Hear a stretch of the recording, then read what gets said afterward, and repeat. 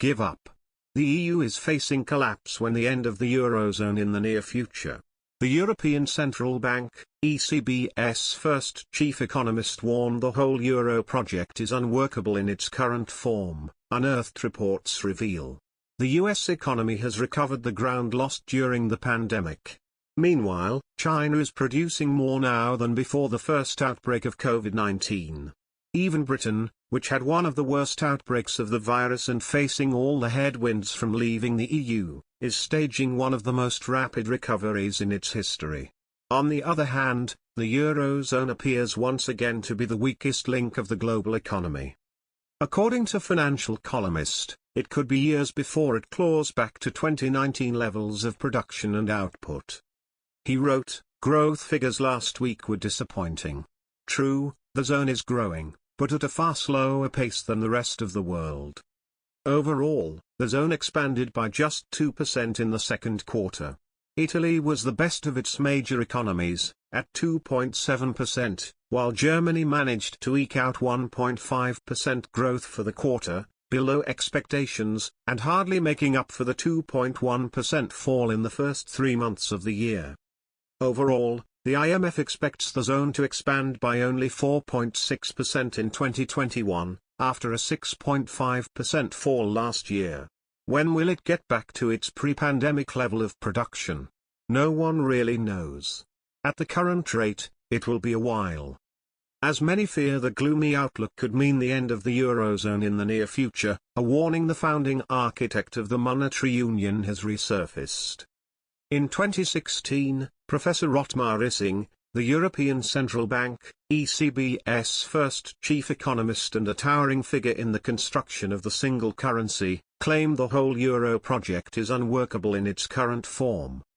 He said, "One day, the house of cards will collapse." Professor Issing noted the euro had been betrayed by politics, lamenting the experiment went wrong from the beginning and has since degenerated into a fiscal free-for-all that once again masks the festering pathologies. He told, realistically, it will be a case of muddling through, struggling from one crisis to the next. It is difficult to forecast how long this will continue for, but it cannot go on endlessly. Professor Issing also branded the European Commission as a creature of political forces that has given up trying to enforce the rules in any meaningful way. He concluded, the Stability and Growth Pact has more or less failed.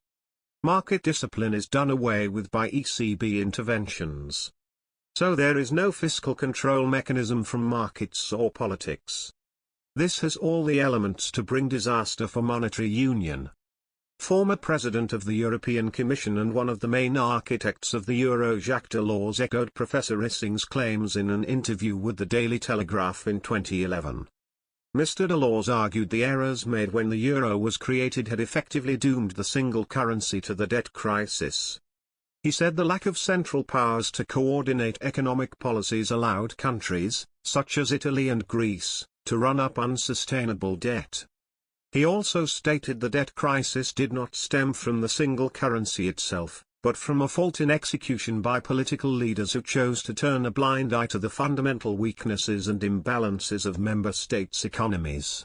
The now 95-year-old Frenchman said, the finance ministers did not want to see anything disagreeable which they would be forced to deal with. Mr. Delors insisted that all European member states should share the blame for the 2009 crisis. He said, everyone must examine their consciences. Commenting on Britain, who objected to euro membership claiming the currency could not work without a state, Mr. Delors added, they had a point. He also noted the reaction of the EU leaders had been too little, too late. In particular, Mr. Delors identified a combination of the stubbornness of the Germanic idea of monetary control and the absence of a clear vision from all the other countries.